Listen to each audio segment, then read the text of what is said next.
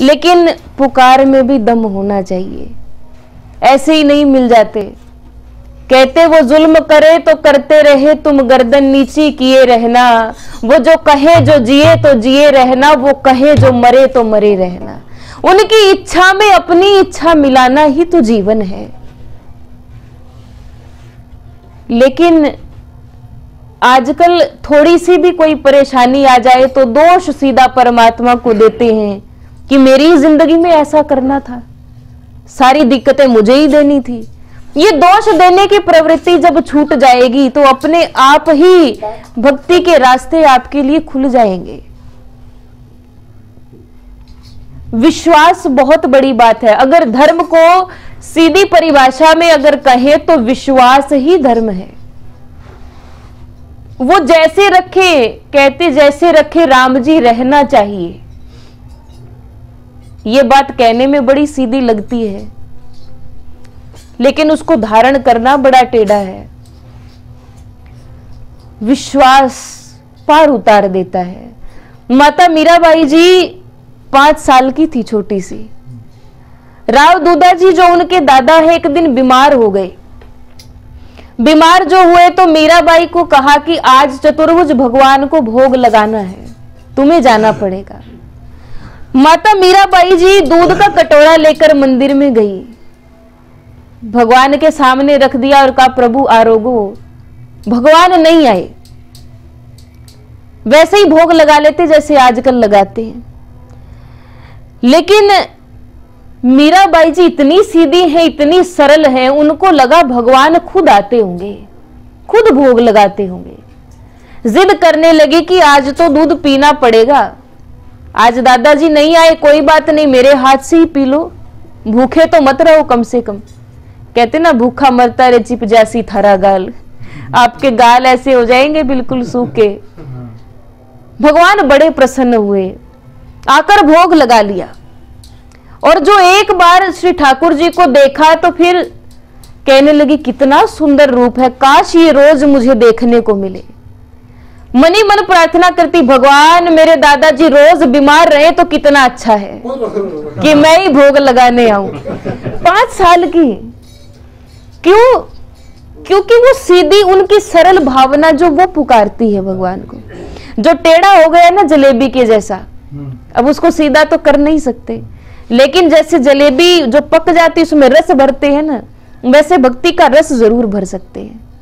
लेकिन जो सीधे हैं, टेढ़े होने की कोशिश मत करना, वो सीधे अच्छे हैं।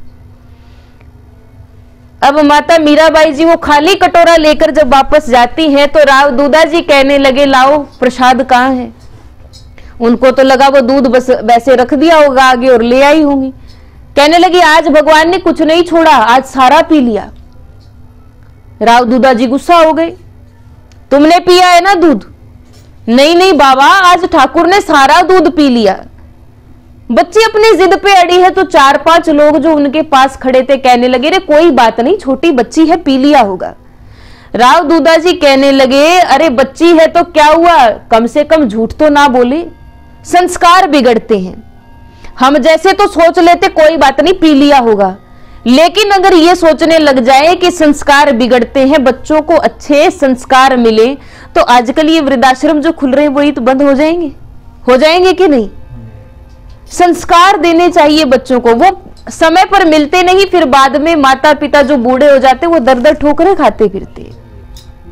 इसलिए संस्कार दो और जितने भी अपने बड़े बुजुर्गों का सम्मान करो, संतों का सम्मान करो। जब जीवन में ये 2 चीजें आ गई, समाज वैसे ही सुधर जाएगा। अब राव दूधा जी उनकी जिद को देखकर कहने लगे अच्छा ये बताओ जिसने आज पिया है वो कल भी पिएगा? माता मीराबाई जी कहती जरूर पिएंगे। अगले दिन फिर सुबह दूध का कटोरा लेकर माता मीराबाई जी चली, राव दूधा जी पीछे पीछे और 4-5 जन उनके साथ आगे रख दिया और कहने लगी ठाकुर आरोगो। लेकिन ठाकुर जी ने नहीं पिया, क्योंकि इनका काम है तड़पाना। कहते गजेंद्र को जब ग्राह ने पकड़ा था तो उनकी सूंड इतनी सी बाहर रही थी पानी से, जब कुछ भी सहारा नहीं दिखा ना तो तब जाके परमात्मा ने उनको बचाया है। ये तो आखिरी सांस तक परीक्षा लेते हैं, लेकिन परीक्षा के बाद जो आनंद है। सुदामा से पूछ के देखो ना, सारे जीवन इतना दुख, लेकिन उसके बावजूद भी उन्होंने श्री ठाकुर जी का नाम लेना नहीं छोड़ा। बाद में तो परमात्मा ने कंचन के महल खड़े कर दिए। और हम अगर परेशानियों से घबराएंगे तो फिर कहां बात बनेगी, फिर नहीं बात बनती। अब माता मीराबाई जी कहने लगी, हे गिरधारी गोपाल, पीर तो मेरी नहीं हरेगो, हे गिरधारी गोपाल।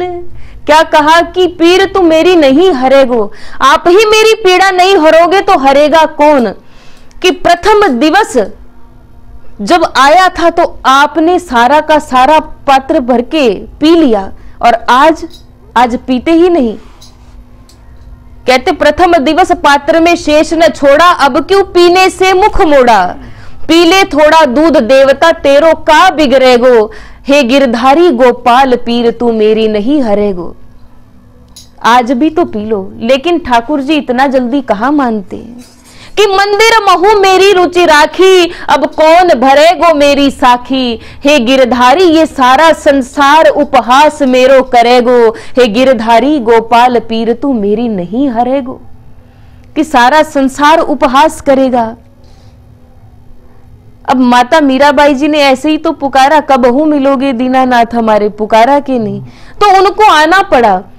कहते हैं कि हिले राज मंदिर डुले खम्भ श्री मंदिर के, दर्शन ही के हित खुले सब ही के द्वारे हैं। कांप गए पंडित जन दम्भ भाजे हृदय को छाड़, नयन भय सभी के सुखारे हैं। एक नख जिन गोवर्धन गिरिधारो, उन चार भुज मीरा के प्रेम में पसारे हैं। चतुर्भुज भगवान है कि नहीं, चारों की चारों भुजाएं पसार दी माता मीराबाई जी के लिए। हमारे लिए क्या दर्शन भी ना हो, कमी हमारी तरफ से जो है उसको पूरा करना चाहिए। पूरी होगी कैसे, सत्संग में।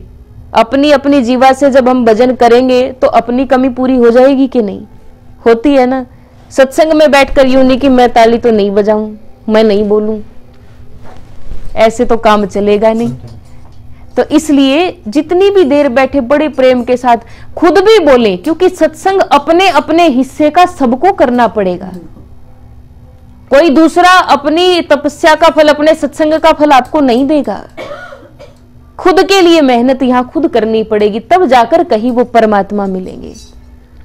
जैसे माता मीराबाई जी को मिले वैसे ही हम सबको भी मिले। और माता मीराबाई जी का बड़ा सुंदर एक भजन है कि मंदिर जाती मीरा ने सावरियों मिल गई री। ये तो आता होगा, हमारे यहाँ तो बहुत चलता है कि नहीं, तो सभी के सभी मिलकर गाएंगे। क्या कहा?